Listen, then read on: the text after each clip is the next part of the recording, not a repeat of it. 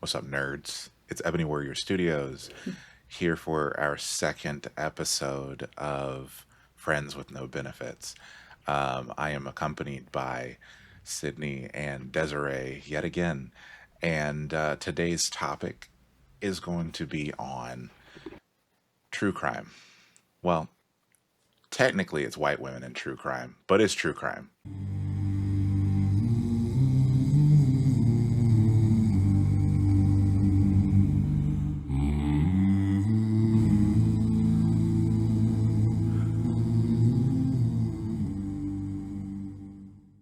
So, why do women like true crime to begin with? This is not my area of expertise, so I'm going to let y'all take over. Oh, okay. There are so many various reasons that people give as to why women like true crime. A lot of it is like this idea that you have like this like preparedness in a way. You know, you listen to it and you're like, oh, well, now I understand what to look out for, which puts the onus of, on women Mhm. again, basically victim blaming. But that's like a lot of the reason that I read about. Another reason I read is because women experience gendered violence. It tends to be like, you go back to this, your trauma, you go back to what you know kind of thing. And I think that might be another Right. reason for it. I think a good area of discussion, though, is just how, like, true crime has essentially transmogrified into something that's very fetishizing that white woman, in a sense, if that makes That's sense. actually a really good point. That when I was doing my little, background information and whatnot, so everyone, I don't think everyone knows about the, what is it called? Oh, missing white woman syndrome. It's an actual thing. This is an actual thing. So in news cycles, what garners views is missing white women or trauma or bad things that befall white women. You will never see them like headline news of a missing person that is a black woman, woman of color. I mean, missing and murdered indigenous women is a thing for a reason. You never see that on the news. But what garners views, what always gets the headlines is missing white women. You remember that the white girl who went on the hiking trip with her boyfriend and like they were seen going to the hiking trip and then the boyfriend came back by himself and whatnot. And I think you're talking about Brian yeah, I think Laundry. that was him. And then his parents like helped him or something like that. Yep, Gabby Petito and Hmm. Brian Laundry. That's who Yeah. it is. Yes. And basically is how highly fetishized it was because, oh, she's a petite, pretty, blonde Hmm. white girl. Not to say that her case wasn't important. There were a lot of issues, that happened, and it raised issues about domestic violence awareness and, the complicity of the parents. But it's worth talking about saying, like, there are, black women missing murdered indigenous women who also experience Hmm. these things, and they are not headlining the Oh yeah, news. it's Yeah, I no, think. absolutely. I think it's a selective focus within the Mhm. media. They tend to actually over-report on missing white women versus women of color who are missing. I believe, I want to say maybe last year or the year before, I think it was 73,000 black women and girls that were missing. Now we're up to like 92,000. And so, I mean, the same way that we technically, or women in general, obsess over true crime and most of those victims are white, I wish we had that same, obsession with black women and missing women of color in this country. It's Yeah, it's it's crazy when you think about it. yeah. I I mean, it feeds into that infantilization of white women and making sure that the white woman is always seen as something innocent and must be protected Right. kind of thing that we talked about with the Klan propaganda from the last Right. episode. And it, Is that's what I it think feeds that into. also segues into another important topic, or another important part of that. It's how, though white women experience, women in general experience, that violence, right? But white women are particularly positioned in this hierarchy of white supremacy and patriarchy where they understand their power and position in that system. So they will utilize that in a way that is not good sometimes. They will, it doesn't matter. I say this often. It doesn't matter what a white woman does. Someone, like, doesn't matter what kind of messed up thing a white woman does. Someone will always come to their defense. And they know that. They grow up knowing this. Like, one of the best examples, Emmett Till. Emmett Till minding his business, Mhm. blamed by a white woman, and murdered by her brothers. All white jury acquits them. She lives her entire life, no consequences for getting a black boy murdered because she wanted to.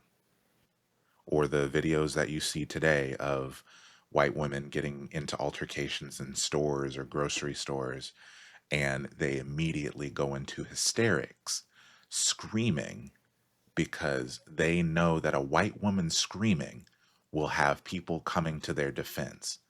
The white lady at the pool, calling the police, that meme, the white lady with the sunglasses.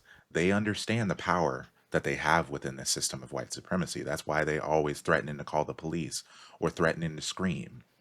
And this is not, again, this is not to take away from the issues, of violence against women, but white women are particularly positioned to utilize their power and privilege in an incredibly dangerous way.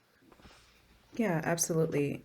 I Yeah, think it's women in general, as far as being or having this obsession with true crime, I think there's a bit of like fear and like, I don't know, self preservation at times attached to why they're sort of obsessed with true crime.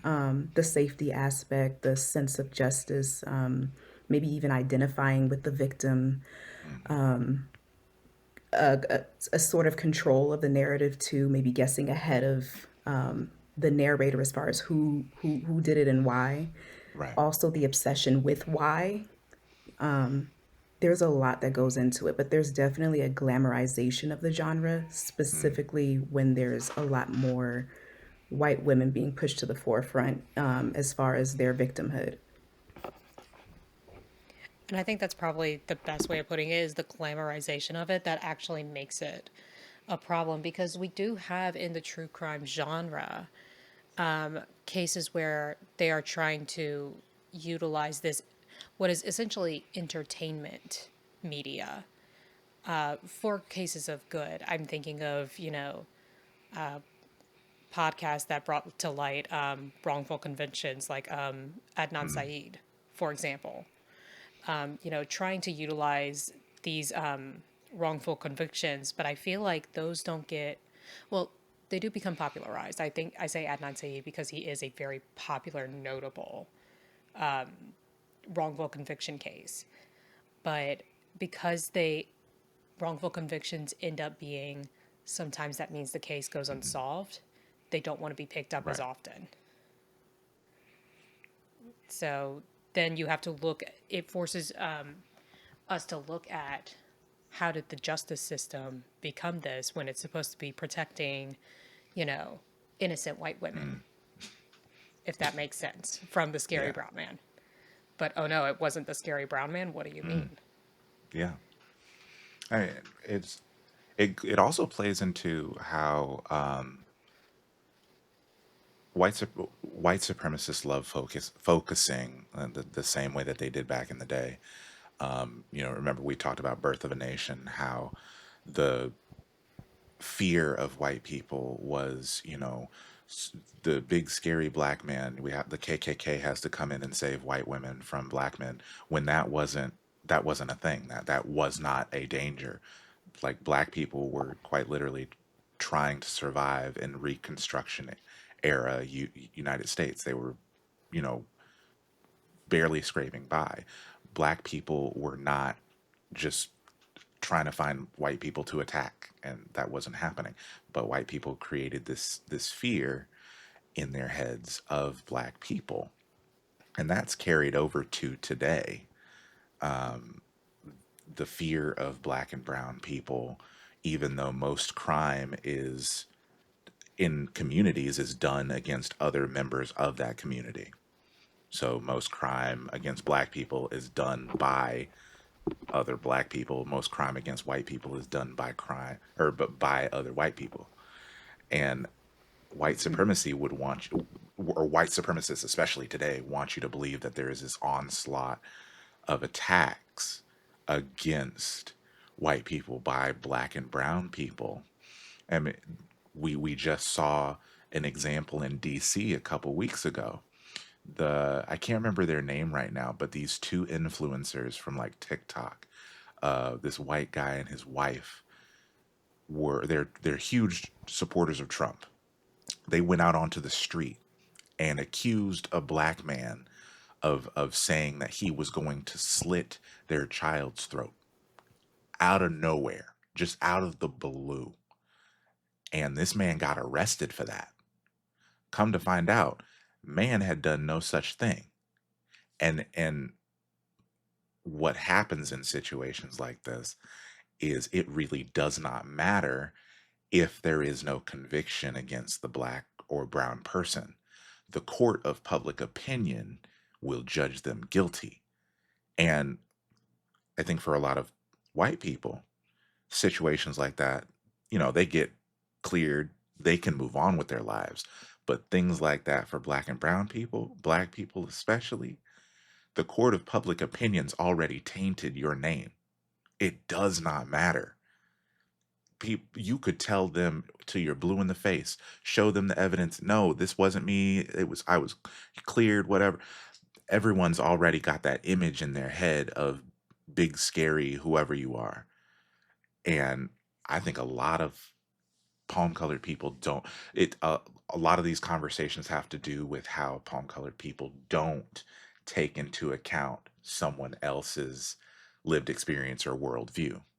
They're always coming at things from the perspective of me being a white person and walking through this world with my whiteness and white privilege, even though they may not recognize what they're doing or how they're living is that white privilege. And a lot of times that plays into the true crime thing too. How for a lot of the whiteness is centered in true crime. I mean, some of the most popular um, documentaries and things like that, because everybody loves these tell-all documentaries and whatnot. The most popular ones are always centering white folks and whiteness, and it also plays into, like Sydney was saying, the sensationalism and how drama, people love the drama and whatnot. But I think we've really the drama is synonymous with whiteness in a way that everyone kind of gravitates towards those stories where something bad or something uh dramatic, something scary is happening to white people, and white people are very like gotta protect white people, gotta protect white women especially. Oh my god, what's gonna happen? And it really feels like that they know the selling point, and that's why they use it. What was the one we were watching? The most recent one, the one about the catfishing. Unknown number. But one thing I want to say while I have it on my head before we talk about that batshit crazy of a documentary is what you were saying about that black and brown folks have the Mm-hmm. presumption of guilt, even if they've already proven themselves, innocent, exonerated themselves, saying there's no way I could have done this, is you don't see that same kind of energy for white people very often, even when they've been proven guilty. The case in point is Brock Turner. Okay. Especially when it comes to the Mm-hmm. court, the court system itself. If you've got a white judge and they are looking at a white boy versus a black person who has been convicted of, who stands accused of the same crime, they are going to be more harsh towards the black person than they are the white person. Yeah. I can't Yeah, remember. absolutely. Speaking of that, like, just while we're on the topic, like, as far as what you were saying, Xavier, about just, how we view, white people versus black people, criminals, or even victims. At times, I just feel like a lot of people don't think about this for a second. Like, we oftentimes don't think of, at least white people, they don't think about the effect of what they do and how it affects everyone. When Mm-hmm. there is crime amongst our community, for example, it's within our community Mm-hmm. and it affects the people within our community. But what they do affects everyone. Mm-hmm. It affects everyone. Just like the white couple that lied on that black man. Mm-hmm. But That that not only affects him, it affects black people in general. it's funny you should say that though, because I think we touched on. No, I don't think we have yet. So whiteness and white culture has this habit of trying to make sure that white people are comfortable. White, like one of the tenets of white supremacy is the right to comfort, right? And in that, white culture, white neighborhoods, white, you know, communities, there is this rampant individualism. So while white people might live in this neighborhood together, especially wealthy white people, they love doing this shit. They'll live in this neighborhood together, but they're not truly neighbors. They don't really care about the people that live in their neighborhood. All that matters is me, myself, and I and my nuclear family. The individual family is all that matters. White picket fence and all this, and it on uh average, that in and of itself is a show. You're putting on a show for the world. Behind closed doors, that palm colored family is dysfunctional as hell. Dad sleeping with his secretary, and mom is not happy because again, this like especially within conservative households, right? Everything is about control and patriarchy. The man is the head of the household and he brings home the bacon, and the mom has to stay at home and take care of the kids and take care of the house. Nobody genuinely enjoys that. The dad may be enjoying it because he's getting to do whatever the hell he wants, but he's distant and aloof from his family and his kids. Mom is having to deal with all the emotional labor, all the physical labor of the home. Nobody she is unhappy. As much as conservative women love telling you this trad wife shit is the end all be all, they not happy. They not happy. So that rampant individualism plays into how like crime in white neighborhoods, it's incredibly high, but you never hear about that because everything, whenever white people do something, it's always, no, this is a lone wolf, this is just one particular incident. You never hear about crime ridden neighborhoods of white people, even though that is a major thing. You never hear about that because it's always the individual. When it's white people. When it's a black person, it's the entire race. Look at what these black people did. We're a monolith. White people get to be individuals. And there was one more point, and the train sailed off, and now there's blood and explosions. I will say, as a person who grew up in white suburbia, I co-sign everything about that. The dysfunction, the fact that there is a bunch of crime, especially if it's like typically just Mhm. petty crime, but it just gets swept under the rug because it's like, ugh, They're just being kids because they do stupid fucking Mhm. shit all the Oh, fucking I think I time. remembered it. Okay, so the other thing I wanted to bring up But was that we were talking about how they will target black people and accuse them of things and whatnot, and it doesn't really matter if we get off on these things. It doesn't matter because the court of public opinion has already judged us guilty. In the United States, black people make up over 60% of exonerations. So they're literally getting accused of shit that they didn't do, getting acquitted, but their life is already fucked up.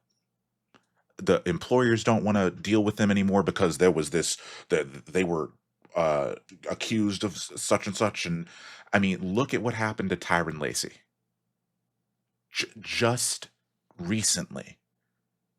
Ended his life because he was under the impression that the entire world hated him because a white police officer lied on him. A white police, if you have not, if you're not up to date on the story of Tyron Lacey, essentially there was a car crash, a head-on car crash. Tyron Lacey was blamed for this car crash, even though he was some 100 yards behind the crash. The police officer on body cam got a witness to lie about how Tyron Lacey had caused the crash. It ruined his entire life. He was supposed to go to the NFL. He had all of these major prospects coming up, ruined his entire life. And all of these things, the truth came out after he killed himself. And nothing is being done and probably will be done about the white officer who lied and got him killed. can guarantee you it's not because one point, I don't want to be rude about it, but I'm autistic. I can't help it sometimes. It's Kyron Sorry, Lacey. Kyron, my bad. I All didn't good, even all catch good. it. But as somebody who knows the Baton Rouge police around that area, this was a state trooper, not BRPD, but they are kind of all one in the same ilk. Not a single damn thing is going to Mhm. get done. I could tell you stories for days about how bad the policing in Baton Rouge is. It's just Absolutely. fucking bad. Nothing's going to be done about Kyron Lacey's false accusation. Yeah, I had a Not even a suspension without pay. yeah, I actually had a cousin who I think it was the Baton Rouge area, I want to say, but Louisiana, years ago, unfortunately shot in his back by a police officer. Nothing was ever done about that. His hands was up. He died with his hands up. Nothing was done about that. It was just swept under the rug because of the assumption that he was messing with the cop's white wife when it turned out that it wasn't true. Wow. And so, yeah, again, what white people do affects everyone. Mhm. What we do in our community typically just affects mostly the people within our community. Mhm. And you And, can't prove me otherwise because then you wouldn't use black on black crime mhm. as, Yep. as this sort of thing of us being savage. Like, stick to one point. Mhm. Which one is it? And I think that, wow, that really does play into how, how white people love saying that there's no such thing as white privilege and white supremacy is not real. Like, racism is a power dynamic. So, white people, as I know this is going to ruffle some feathers, white people can't experience racism. That's not how that fucking works. It's a system of power created to benefit you for the color of your skin. It is a system of power created to benefit you for your whiteness. Okay? That doesn't mean that black people can't be bigoted or prejudiced, but prejudice plus power is white supremacy. That is racism. Okay. So white people can be, they can, like me saying that calling white people, or no, sorry, me saying that white people smell like wet pennies and dog hair. What is that going to do? It's going to hurt their feelings. But what is that going to do to them on a systemic level? Is that going to further the discrimination and disenfranchisement of white people? No. They have the power in most civilized countries in the world. What are my words going to do to them? But the words of white people carry weight behind them. So the president of the United States is literally saying that or when he was campaigning, saying that brown people are going around eating cats and dogs. That riled up his fan base. Just the fact that pets could be in danger. White people. This is another thing that's going to ruffle feathers. White people care more about animals than they do human beings. So that was a double whammy. They already don't like brown people. But then you bring up the fact that these brown people, these hypothetical brown people, could be attacking dogs and cats. Oh no. Public lynchings. We must kill them all. So they know the power of their words. So I don't ever get into these arguments with them anymore about how white supremacy doesn't exist. Racism can go both ways. No, it can't. No, it can't. I'm hurting your feelings. You are systemically holding me, disenfranchising me, systemically justifying my murder. I miss me with the nonsense. We can have a conversation about how the interethnic prejudice and how that plays into our daily lives. But at the end of the day, most of these things can be traced right back to how white supremacy has pit everyone against one another. Because you remember a couple of years ago about the big hype about black on Asian crime. Why are you not saying anything? Most of the perpetrators of those crimes, hate crimes against Asian people, were white during that big hullabaloo on the news. But they focused it on black people because there were several instances of black people, you know, being bigoted towards Asian people during that time period. But they focused on that for a reason. They don't ever want to focus on the issue of white supremacy, the true crime of white supremacy. The same thing that they're doing with Charlie Kirk. It was a white supremacist who killed him, someone who thought that he wasn't racist enough. But they've done everything in their book to shift the narrative. No, he was dating a person that's possibly trans. No, it's got white supremacy loves shifting the blame. We talked about that in the first podcast. You got to focus in on or shift the blame, make everybody angry at each other so that no one can focus on the true culprit, who the focus on the symptoms, not the actual disease. Yeah, the root of the tree. The root of the Hmm. tree versus the leaves, you know? Yep. The fact that that whole thing got shifted to, as you said, with control, shifting the narrative. Um, the fact that it wasn't a black person that, shot and killed Charlie Kirk, and yet they were at the HBCUs. What in the world did black college students have to do with any of that? You see where the hatred leads to once the narrative is shifted. And then, of course, same thing with what you said with, crimes against Asian people as well. There were black people that did participate in that, and we can be Hmm. honest about that. But, however, they got a whole law that protects them. Hmm. We still have a lynching till this day. Hmm. Till this day in 2025. Where the hell The is our KKK law? is still not classified as a hate group by the United States A government. hate group. Absolutely. Yeah. It's Ill- The United States government buried research done by the FBI about white right right wing groups, white supremacy groups being the leading cause of domestic terrorism. Straight up buried it. And that's why Yeah. I will And then not also I want to argue. be clear, During right? I just want to be clear. And I do think that every group deserves a law. Every community deserves some sort Oh of law yeah. that helps to protect and hold people accountable Hmm. who, attack yeah, others and, out of pure hatred, racism, bigotry, all of that. But I do think that our community in particular, we have never been protected, Hmm. unfortunately.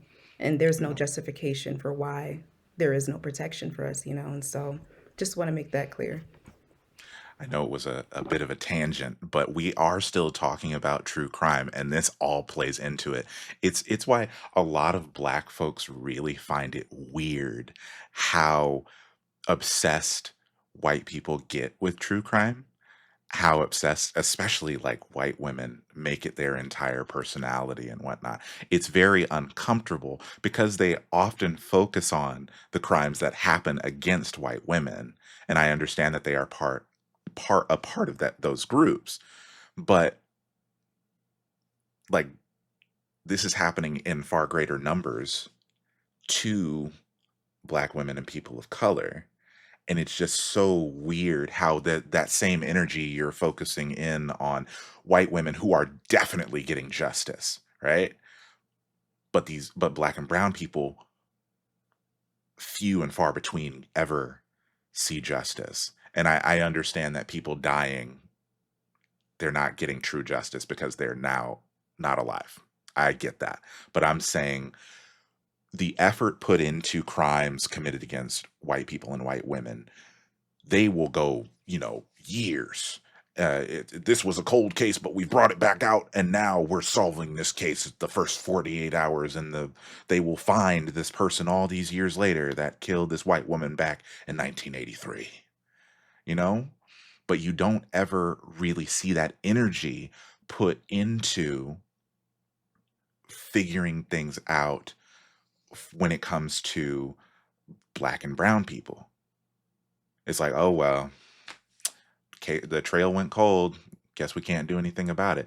And this is not to say that police departments are even remotely doing their job the way that they should be, because cold case files, especially when it comes to SA and grape, oh my God, the backlog they have, and it's and they bad. refuse It's to really like bad. go further with things. Who was it? There was a friend I was just talking to who said that they were talking about a grape. I can't remember if it was them or a friend of theirs, but essentially they had been essayed by some, like they knew the person, they knew who it was. They got the kit done. They got DNA back proving that this person had been essayed. And the police were like, oh, well, got the DNA, but we don't know who it goes to. They know the person, they know who did it, right? They could go get a DNA test from the person that did it. But they were like, we don't have a match in the system, can't do anything. It has to do with, and I know it's literally like just a semantics thing and it's an excuse, not not worth anything, but it's a matter of, they need to get a warrant to get a swab for that person, and then, you know, that's why it's like, well, if there's no match in the system, we can't really do anything, because then they have to actually bust their ass and do their jobs to go get a warrant signed by a judge to get the Right. DNA from And them. that was the most frustrating part. They could have done that little simple thing of getting the warrant because this person knew who had done it to them. And they essentially have gotten off scot. I don't know if anything will happen, now, but whoever did it has basically gotten off scot free just because they refused to go the extra mile. And I'm wearing this shirt for a reason. They're just here to punish and enslave. The only thing that police are here for is to protect the capital of the wealthy. They are not here to be your friend. They are not here to protect normal everyday civilians. The Supreme Court literally ruled that it is not their job to do that. So that's another thing that really weirds me about out about true crime, because especially documentaries and stuff like that, the first 48 hours and cold case files, they're always interviewing these cops, and it's like the cops always seem so, like, I was here and I remember blah blah blah blah blah. They always seem so competent, they always seem so engaged with their job. That's not what the cops are doing.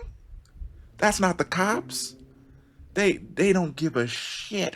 They I know cops, they mm-mm, do not do that. They do not they do that get their whatsoever. 10 minutes of fame on TV and they just live it up, but they're not doing their jobs. They don't give a damn. So watching palm colored people and their obsession with true crime, it glorifies law enforcement. It's like, oh yeah, the cops are here to solve these crimes. That's their job, but are they doing their job? No. The police departments have gotten If we're being honest, it's not mm-mm, their job. Their job is what your shirt basically said. It's protecting capital. That's it. They're basically a sub-military unit. I think the grand thesis of, what it is about true crime that is, you know, so weird is it hasn't been called out for the propaganda tool for white supremacy that mm-hmm, it is. It is essentially another propaganda tool, especially when you see it on the mainstream media outlets like Dateline and NBC. You know, they stylize it, and every time it's a white victim, they have all the, very pretty pictures of them smiling, and they look so happy and innocent, and then they have the perpetrator who is, the white mm-hmm. husband per se, and they look just as happy and innocent. Like, how could he ever have done this? But when it is a minority, that's not the case. You don't get these, presumption of innocence in, when the perpetrator is a black person. They throw out the mugshot. What Yeah. about what That's the about that problem. other thing we were talking about?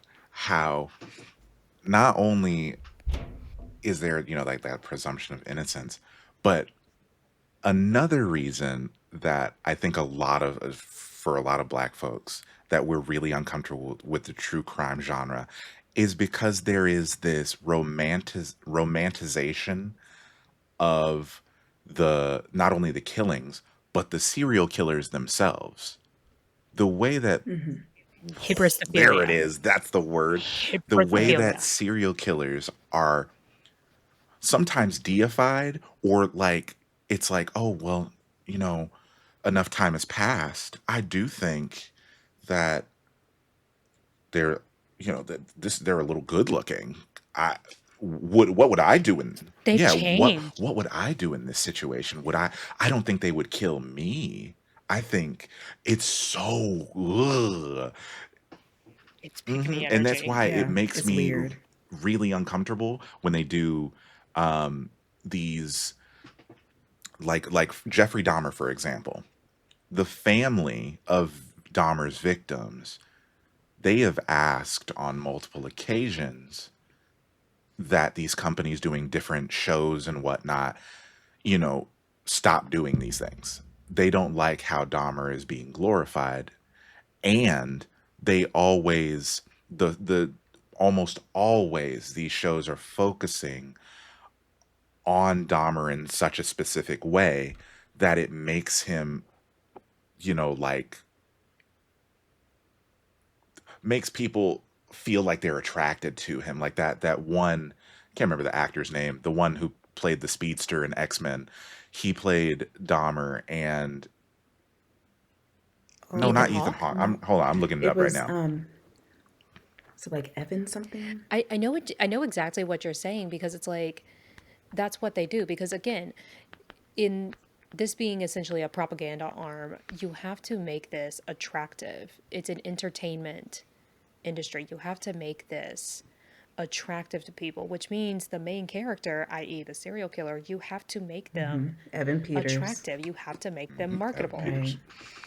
Evan Peters. Yeah. Yeah. So it just goes into feeding the hybristophilia of, you know, that surrounds, these Hmm. criminals. And hybristophilia is largely understudied. It's like trying to look up information about it.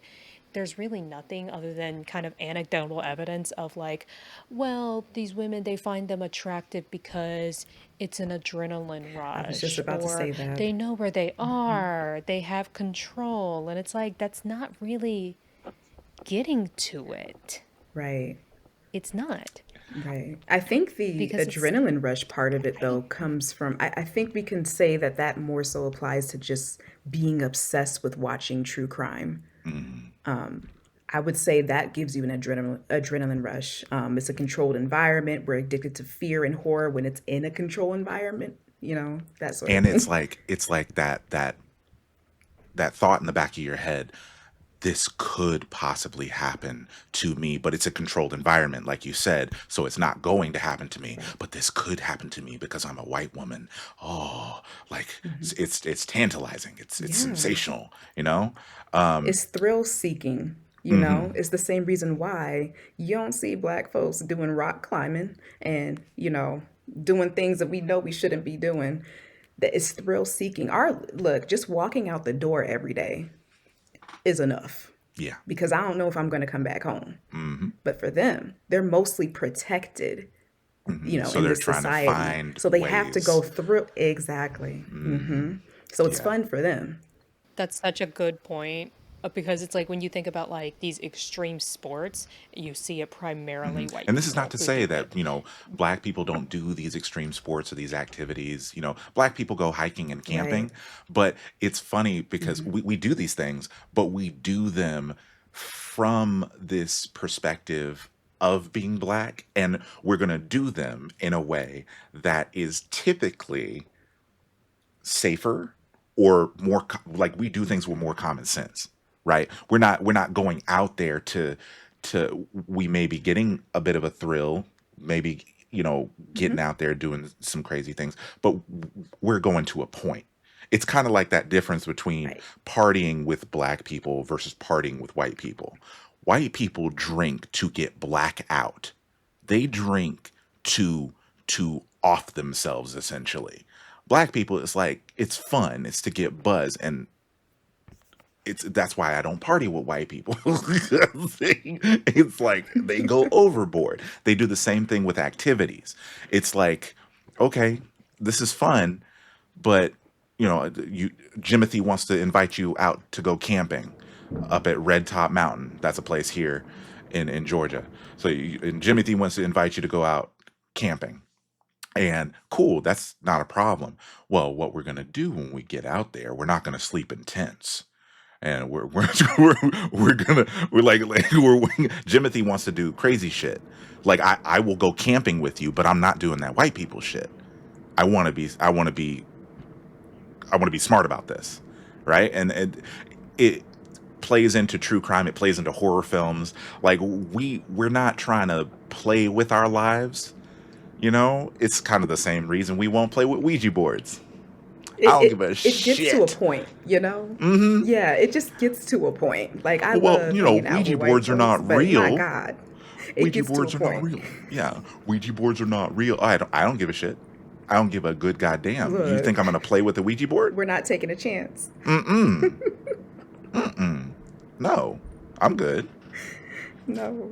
I want to Yeah, we're live. not taking a chance on certain things. Look, you got to let me talk to my dad somehow, Oh okay? no. No, why did you Look, Have we told the story of what happened to your dad? Listen, I had to. No, we Oh haven't. man. Okay. So, quick oh down and dirty no. version. Sydney's dad. Oh, come on. This. It's honestly funny now. Sydney's dad. It's really funny. We can laugh. We can laugh. I give the audience permission to laugh. It's fine. The man didn't want to. He retired from the military. He retired from the military after doing his 30 years. And rather than adjusting to civilian life, was like, you know what? I'm going to go be a contractor and I'm going back to Afghanistan. All right. Bennett did so many tours in Afghanistan, risked his life. He was a Green Beret.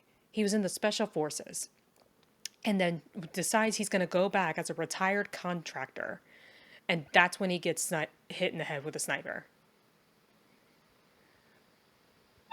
Motherfucker. He did. He didn't No, have to he go did it. back. Didn't have to go back. I don't want to deal with. I don't want to file for divorce. I'm just gonna go back to the Middle East. Gets domed.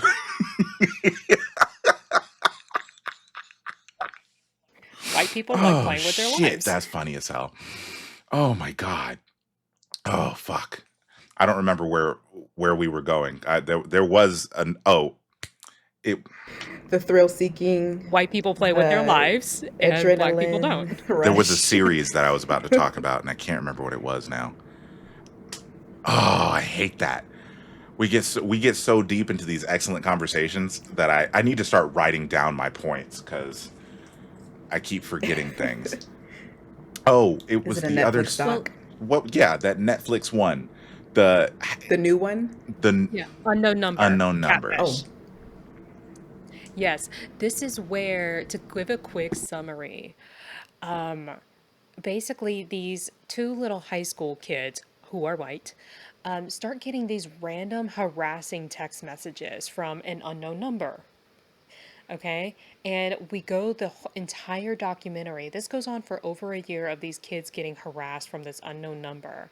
Mostly the little girl is getting just brutally bullied by this person on the other side of this number, only to find out it was her mother the whole fucking time who was doing And this this, to I her. think, this one was Her such. own It fucking was husband. so.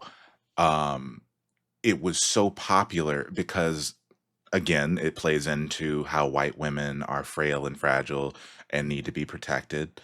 But it was the mom who was supposed to be protecting her daughter that was doing these things. And then on top of that, all of this explodes, and yet the daughter still clings to her mother. She was so abused, and she didn't understand it was abuse. She was so abused by her mom that when she found out, it was almost like she couldn't believe that it was her own mom. Mom wouldn't do that. No, it wasn't mom. And she clung, like, was literally clinging physically to her mom when the police came to the house to confront the mom. And the dad is so confused. The dad was essentially like, you got to get out the house. You got to go. Because they've been tormented by this shit for years. It was a couple years, wasn't it? I think it was about a year or a little Okay, over a yeah. year, They yeah. were something like that. tormented by this, and the dad's, like, been seeing his daughter go through hell. Come to find out, it's his own wife doing this. And then on top of that, she was not working anymore. Supposedly, she's, working for, I can't remember what the company was. She was supposedly working, making money for the household. She was the one who paid all the bills. She was the one who handled all the finances and stuff. Come to find out, she's not even working anymore, doing all this stuff to their daughter. The bills are not paid. It was a shit show. And the dad was like confused as hell because it almost felt like his wife was getting the benefit of the doubt, even though she was the perpetrator this whole time. And That actually happened. Like I remember there was the family of one girl who got accused. It was a classmate of the girl who was being yeah, bullied. Actually saying like, I don't understand how he let this happen. And it's like when you watch the body cam footage of his reaction when he gets there, he's like, the fuck? There's no doubt in your mind that he hmm had no idea. There's no doubt whatsoever. But he still was catching strays from this other family who I understand they're angry because their daughter got wrongfully accused.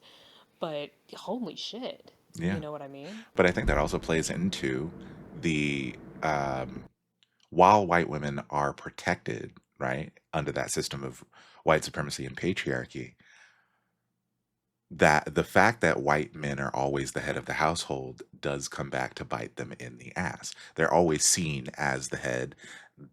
They're supposed to be in control. So in this situation, even though his wife had been doing this whole thing behind his back, he had no clue. the blame was still being shifted to him because he is the man and the head of the household. He should have known. And I remember seeing some people talking about, why does his wife pay all the bills? Even though in a healthy relationship between two consenting adults, this is a decision that you two can make amongst yourselves.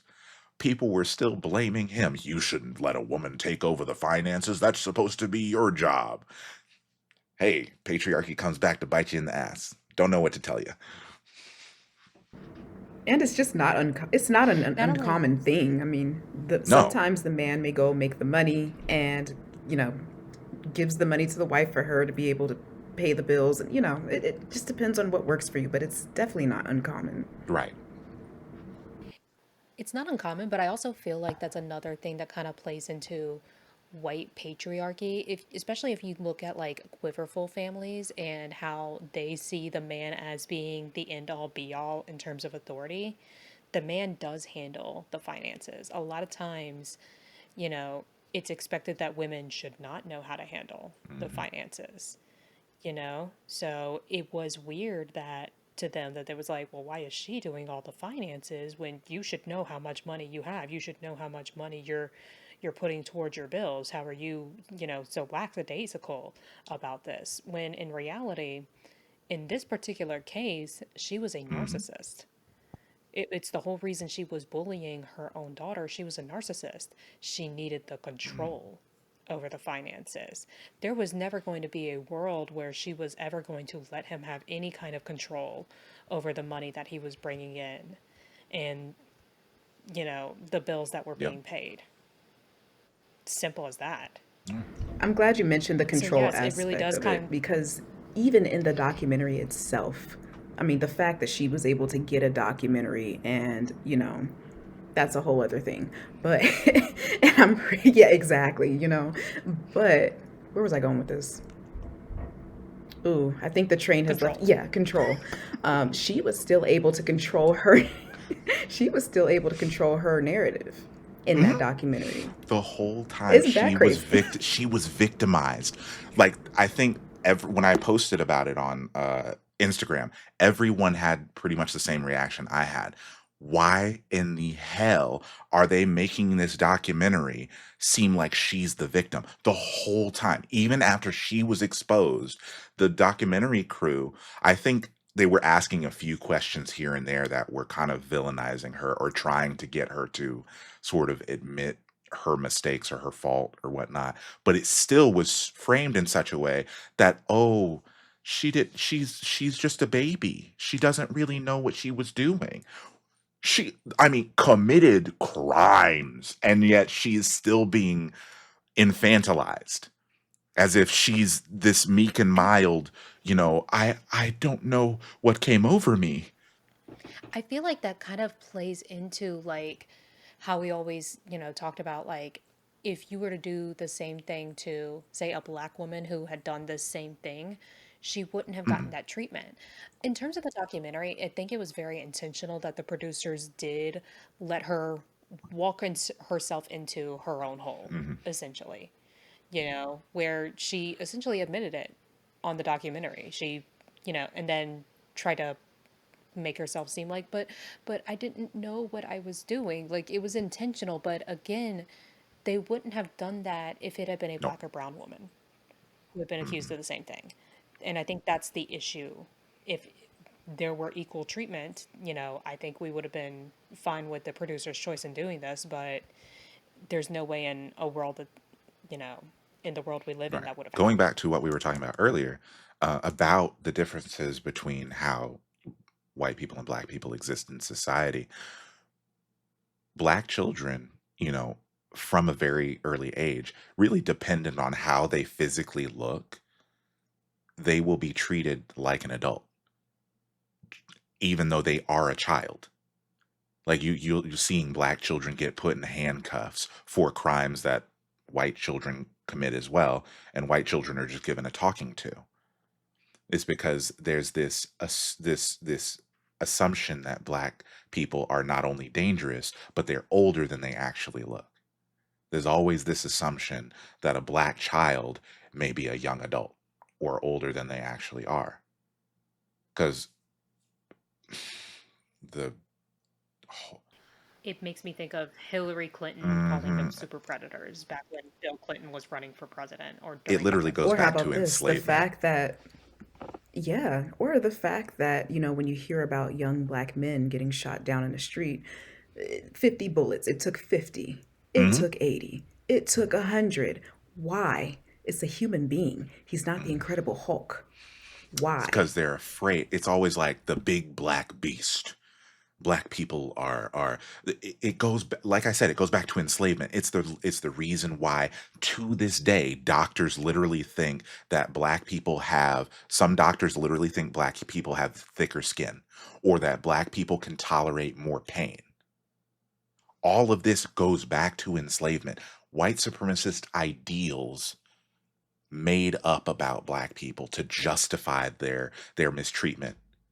So black kids were always seen as older because they needed to get out in the field and work, or because some nasty ass P3DO at the plantation wanted to have his way with the little girls. Exactly. Black folks were always seen as older than they are, and that's still happening to this day. And yet going white folks going on 50, 60 some odd years old are infantilized because they couldn't have known. They're just a little 60-year-old baby. They're so innocent and Hmm. sweet. I didn't know she would do like the people who knew her in the documentary talking about this is not like her. I never thought she would do something like that. This couldn't have been her. Not possible. There were signs, and yet they acknowledged that she, always loved the attention and tried to Mm-hmm. do things for attention. It, Mm-hmm. they knew. They knew. Hmm. And I think that is why so many white people gravitate towards these things. Because even though these things are problematic, like I said before, there's that thought, it's a controlled environment. That thought in the back of their head is, this could possibly happen to me. This is, that was the other thing I was going to touch on. What about the not only the how do you pronounce it, hybristophilia, is that it? Yeah. Hybristophilia. So that plays into how we glorify serial killers. I'll be the first one to tell you, I love Dexter, but that's a whole ass serial killer. That's a whole lot. It would not work. I can guarantee you that Dexter show would not work if he was not a white man. It wouldn't work. I can tell you it doesn't work because there is a serial killer, I want to say it's like South America or Latin America, whose whole thing was killing criminals, and he doesn't get Nope. that glorification. I got to I got to look that up because it's a fascinating case, but yeah, that was his whole thing. He was killing killers and nope, didn't get any sort of media attention. So yeah, no, Or it's a even thing. so Right. Dexter, the character of Dexter is very he's very fleshed out, and he has his issues and his problems, but he like through the show we see him work these issues out, um, through his work of taking out other serial killers and whatnot, right? And so you're able to create, he's like an anti-hero sort of thing, right? On the opposite end of that spectrum, you have someone like Joe from Her, or wait, no, what's the show called? Him? I think it's Him. You. You. There it is. I knew it was one of them. Why did you let me do that? It was a preposition. Her, him, you. But the show You, Joe is a creep ass piece of shit. And yet somehow it's weird when I watched that show. Somehow when you watch this show, you still end up like rooting for Joe. Like, wait. I don't necessarily want Joe to get caught. He's stalking women. He's stalking Hmm. them, right? And it's not, again, this is from my perspective as a man, but talking with other people who have watched the show, watching it with my ex-wife at that time, women were also rooting for Joe. which is like, oh shit, this man, if this were to happen in real life, Joe is a whole ass problem. Joe needs to go to jail. Joe is terrifying. But we're cheering on Joe in this TV show. Yeah, they eat up his charm. His, Mm-hmm. he appears to be this normal guy. Even when he's narrating, you would think he's just a normal guy who works in a bookstore, you know. But doesn't justify That why he's doing what leads he's into doing. I mean, Penn Badgley doesn't even like his character. He was so Mm-hmm. glad. He was thrilled for the series to end. He was Mm-hmm. done because he couldn't even understand why people rooted for Joe. Yep. that leads into the kind of dark romance book talk trope. That's a whole other podcast. But before Yes. we kind of talk about that for a few minutes, the guy I was talking about, I didn't realize it actually inspired Dexter Morgan. He's Brazilian, Pedro Rodrigues Filho. Brazilian. He was a killer of killers. He was a So he vigilante was so it was a person of color that was the inspiration for Dexter. for a white guy. Yeah, Man, see that that plays right into everything else. As much as I love Dexter, you wouldn't have white folks putting a brown person on TV, a syndicated TV show, taking out, even if they're serial killers, like being glorified as a serial killer. You wouldn't have that. You wouldn't have that. The audience, the palm colored audiences of America don't want to see it. The big wigs don't want to see it. It's even the idea of this, of a brown, even if he took out one white person, it's just this idea of a brown person taking out, even though they're a serial killer, taking out another a white person. Oh no. But a serial killer, a fictionalized serial killer, white guy taking out other serial killers. No, A plus. I love this. yeah, but it's just like we were saying. The whole thing about hybristophilia, and then it leading into, dark romances and book talk, and how problematic that is, and how disgusting it is. Even though the people who consume this would say, like, that's not something I actually want from a partner, but it's like, y'all go fucking delusional for it, though. It's gross. Like, how are you as an author able to actually write I'm going this to give out? one example of that, and because it plays, I think we should do a whole podcast on that because it plays into pretty privilege. This Those sort of behaviors work because of pretty privilege. The one example I remember very vividly, the first season of Rings of Power, the actor that plays Halbrand, there were signs to let you know who the hell he was. He goes, I mean, feral on several occasions. And me not being attracted to this person, I was like, there is something wrong with this man. I feel there's a darkness surrounding this character, right? But I was reading all this stuff on Twitter at the time. No, couldn't, no. What are you talking about? There's nothing wrong with Halbrand.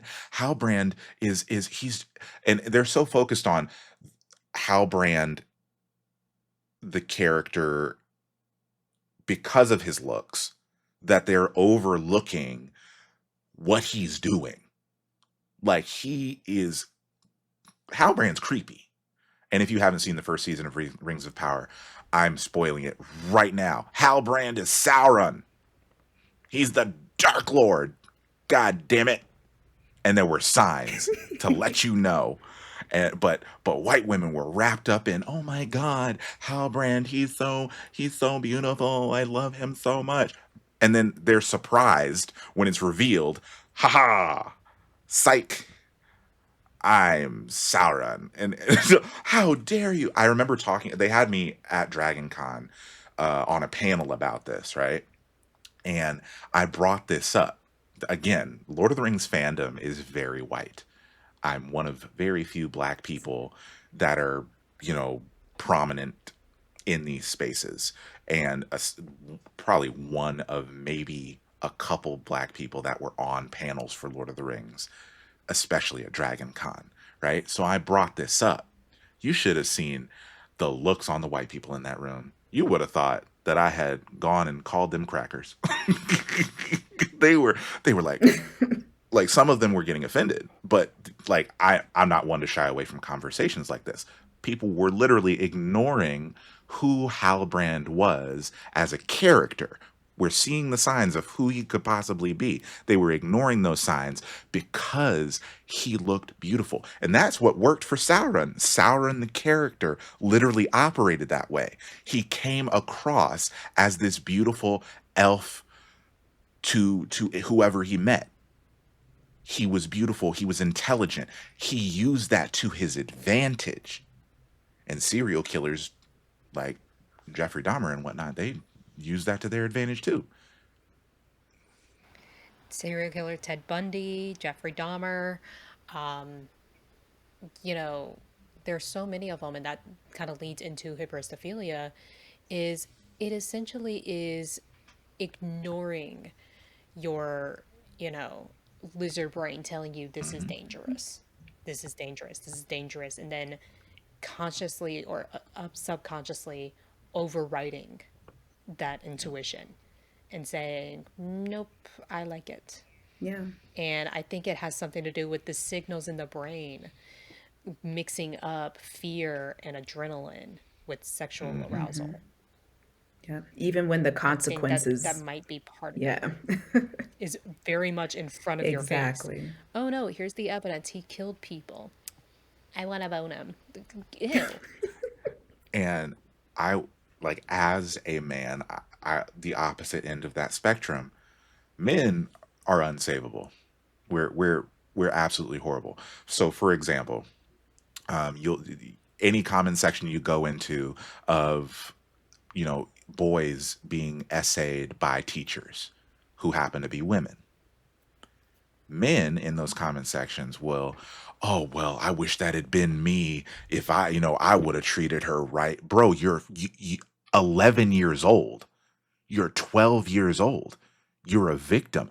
But in men's minds, we're so wrapped up in the like sexual nature of things. We're so wrapped up in our toxic masculinity, if you will, that we can't see ourselves as victims, or we refuse to acknowledge that we're victims.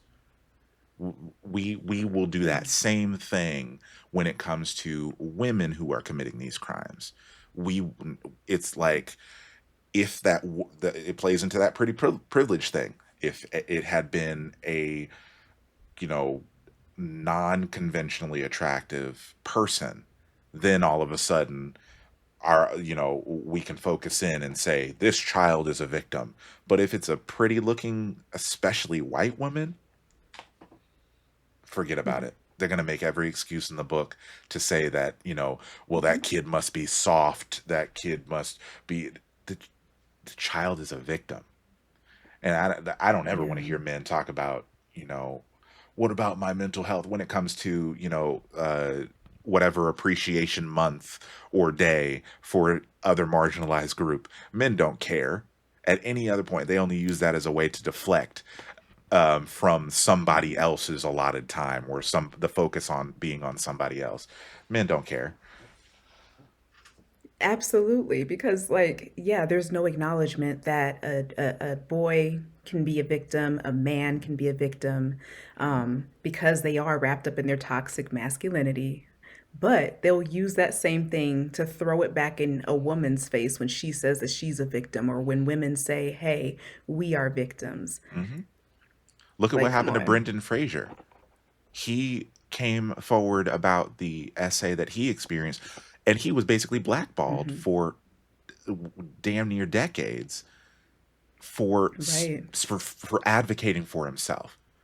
Men, Absolutely. we know, we can literally see how women, or why women won't come forward, and yet for some odd reason men have this amnesia or act confused as to why, Well, I know that what happened to Brendan Fraser was bad.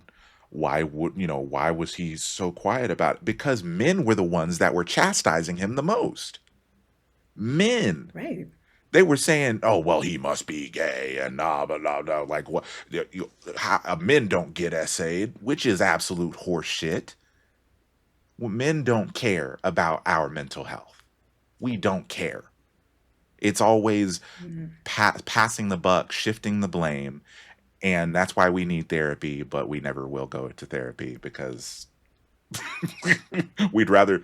Because patriarchy has conditioned you to believe that you're not supposed to have Yeah, we would rather feelings. do the what is it, $18,000 boot camps for being a better dad, Oh or my God. going Yes. to the edge of a volcano with a bunch of other men and screaming into the volcano. That heals us. No, no more toxic masculinity after that. I threw it into the volcano. Crazy. Same men that say, but what about, Toxic masculinity at a volcano. What the I fuck? mean, hey, It's better than same men fracking. that scream about their mental health. It's crazy. Well, okay, that's enough, Xavier. Okay. Or going back to Afghanistan after you've retired. Ooh, shit. Oh, You know what? That is actually the perfect sending off point because, that was perfect. Damn. on that note, On that note, Guys, he's my dad. I can drag him for being dead, okay? okay, that was an amazing conversation.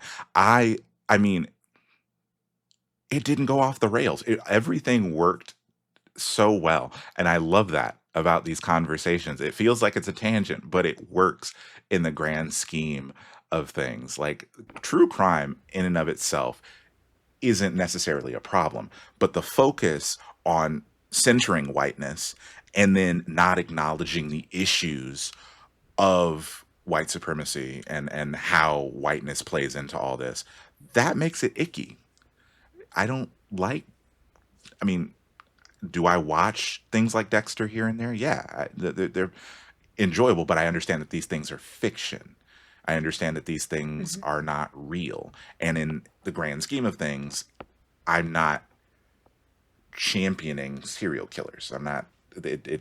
I know that serial killers are bad, and I feel like a lot of people who are into these true crime genres sometimes can blur those lines. It's like, okay, but is are they really bad?